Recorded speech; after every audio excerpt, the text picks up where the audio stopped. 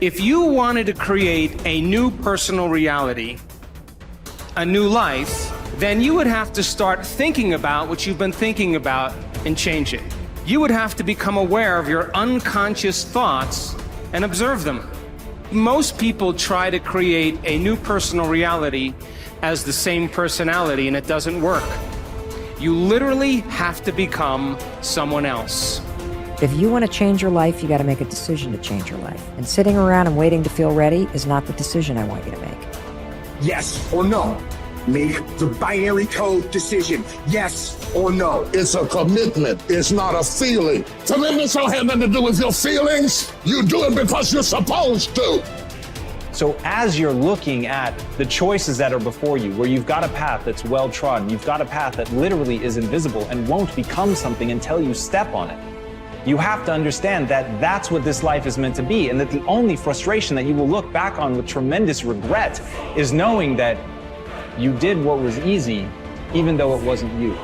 You can do anything you want without limitation. Whatever it is that you decide you want to make come true in your life, you can do that. It is going to take an inhuman amount of work. You're going to have to be prepared to break yourself in half. You are going to have to learn more than anyone has ever learned. You're going to have to push yourself harder than anyone has ever asked you to push yourself before. You're going to go way beyond your breaking point. And why? Because as Malcolm X said, the future belongs to those who prepare for it today. In this life, to be successful, you always need to stay ready. Because your opportunity will come and go before you even know it. These are the moments, the opportunities that will come and pass us by. And it's about taking the time to prepare so we can capture the moment, so that we can win that very moment. Successful people know that if you stay ready, you don't need to get ready. You do not prepare to be against the world. You prepare to act reasonably within a chaotic world where not everybody is as well prepared as you are. The question is, will you do it for yourself?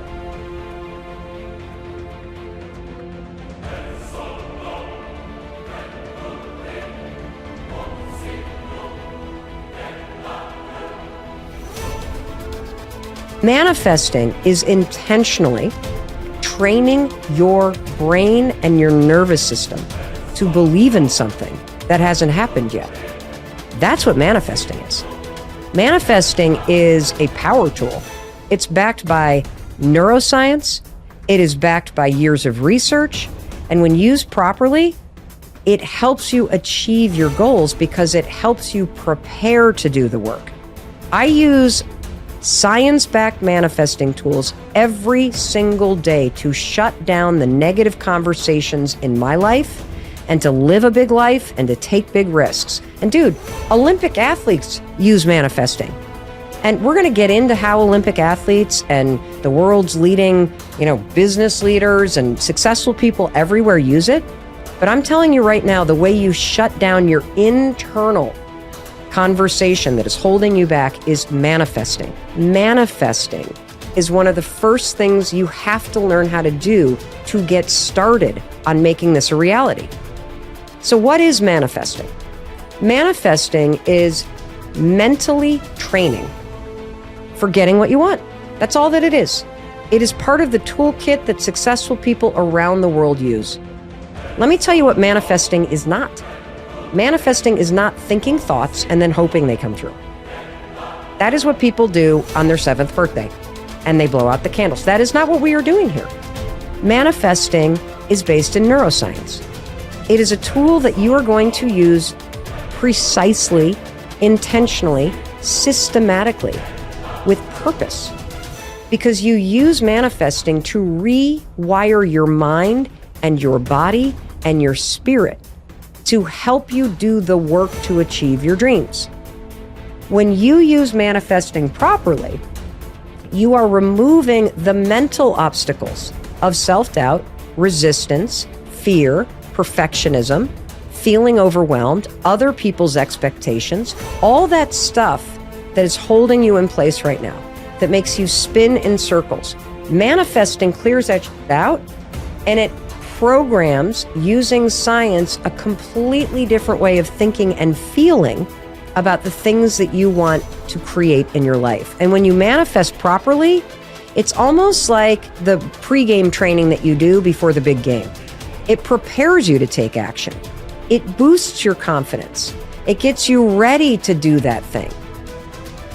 There's 3 P's that you got to annihilate, crush, or destroy if they're getting in the way of your progress in a relationship or your career or your happiness or your health. These are the 3 P's that make learned helplessness. Number 1, you think the problem is permanent. Once you've had enough disappointment, sometimes your brain doesn't want to get disappointed, so it's a permanent problem. Please write down, no problem is permanent, only your soul is permanent.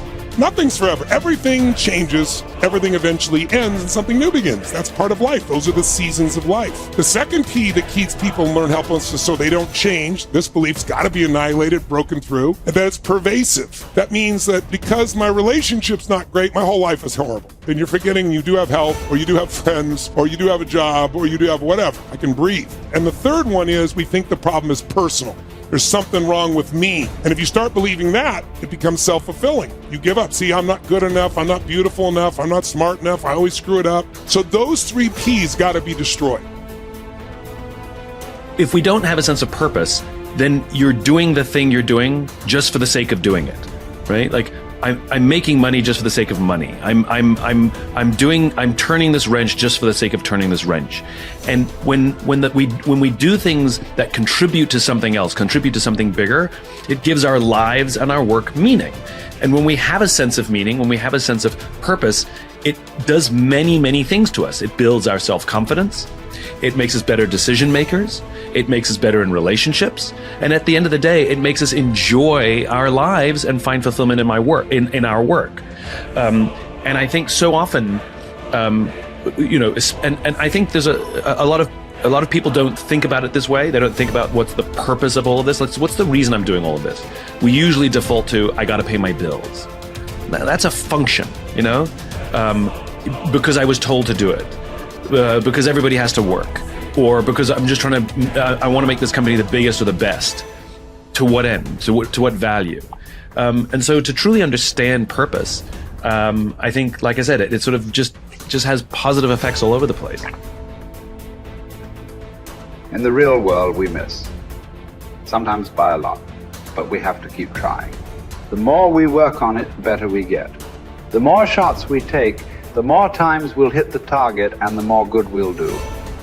When a philosopher, he said, is exhorting, persuading, rebuking, or discussing some aspect of philosophy, if the audience pour forth trite and commonplace words of praise in their enthusiasm and unrestraint, if they even shout, if they gesticulate, if they are moved and aroused and swayed by the charm of his words, by the rhythm of his phrases, and by certain rhetorical repetitions, then you may know that both the speaker and his audience are wasting their time, and that they are not hearing a philosopher speaking but a flute player performing. But this inner battle,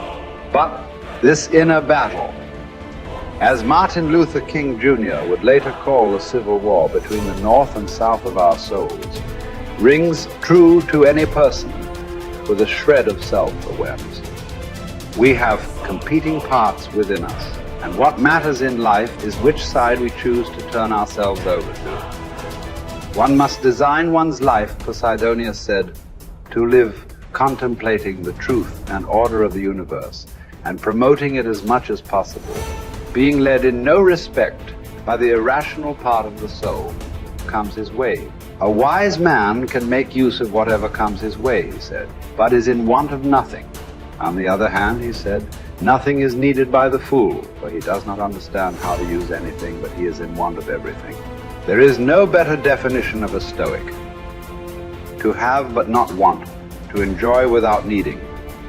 The ending day sees them brought low. If the breaking day sees someone proud, the ending day sees them brought low. No one should put too much trust in triumph. No one should give up hope of trials improving. Clotho mixes one with the other and stops fortune from resting, spinning every fate around.